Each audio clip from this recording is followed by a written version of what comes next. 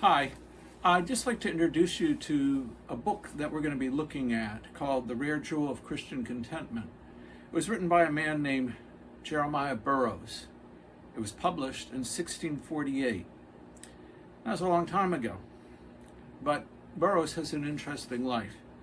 In 1636, about 12 years before the book was published, Burroughs was removed from his church as a pastor. He was a pastor in the Church of England, and he had been unwilling to change some things that the authorities within the church asked him to do because he felt they were in conflict with what the scripture taught. And as a consequence, he lost his job, his home, his church, meaning not just as pastor, but membership in the church. And he fled from England because at that time, you could go to jail for the kinds of things that Burroughs had done. And so he went to the Netherlands. Then he returned, but he didn't become a pastor in the Church of England. He became a congregational pastor where decisions of the church were made by vote of the congregation.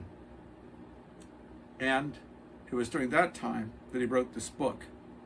What I find really interesting about him is that over the door to his study, he had a motto over the threshold, and it said, "Difference of belief and unity of believers are not inconsistent."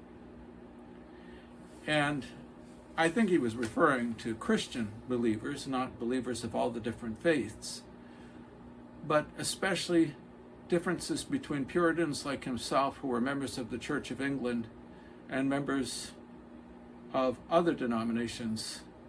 He was a Puritan, but not in the Church of England. And he was saying that they could still have unity, even though there were differences about other very important things.